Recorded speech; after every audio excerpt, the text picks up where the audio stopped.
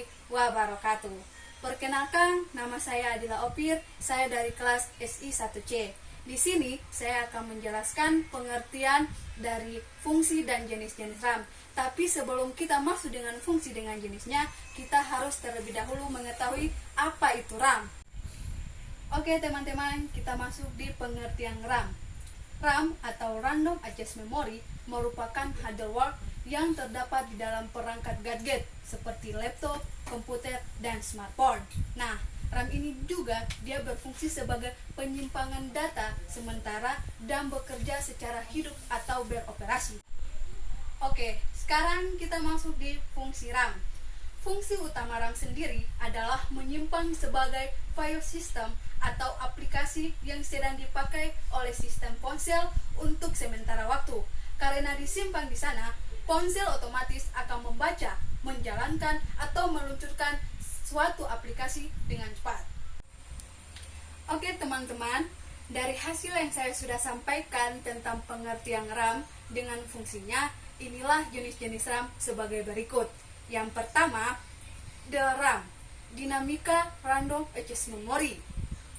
Jenis RAM ini merupakan memori semikonduktor yang memerlukan kapasitor sebagai tumpuan untuk menyegarkan data yang ada di dalamnya.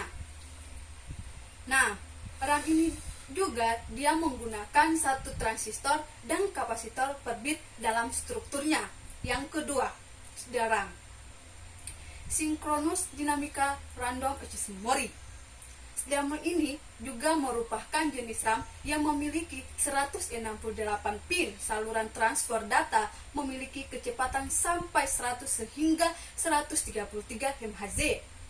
Nah, pada RAM ini terdapat dua celah di bagian kakinya. RAM ini akan diletakkan pada slot DIMM atau SDRAM di motherboard yang mampu menampung memori mulai dari 16 MB hingga 1 GB. Yang ketiga, RDRAM, Rambus Dinamika Random Access Memory. Nah, komponen ini juga dia diperkenalkan pada tahun 1995 yang kecepatan 600 MB/s atau SIG. Pada tahun 1997, kecepatan RDRAM ini meningkat hingga 700 MB/s. Nah, pada tahun 1998 menjadi 1,6 GB/s. RAM ini awalnya dikembangkan pada komputer dengan prosesor Pentium 4 atau untuk keperluan perangkat gaming dan memiliki 184 pin slot memori. Yang keempat, SRAM, Static Random Access Memory. Nah, RAM ini tidak memerlukan kapasitor atau didesain menggunakan desain cluster 6 transistor untuk menyimpan setiap bit informasi.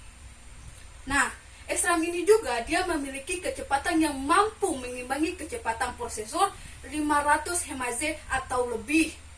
Namun, SRAM ini juga dia memiliki biaya produksinya yang paling mahal. Oleh sebab itu, SRAM hanya tersedia dalam kapasitas kecil. Yang kelima, EDORAM, Extended Data Out Random Access Memory.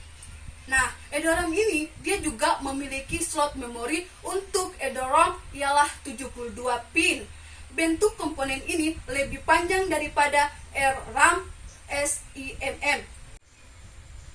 Oke teman-teman, dari hasil yang saya sudah sampaikan mengenai fungsi dan jenis-jenis RAM, kurang dan lebihnya saya mohon maaf. Wassalamualaikum warahmatullahi wabarakatuh. See you.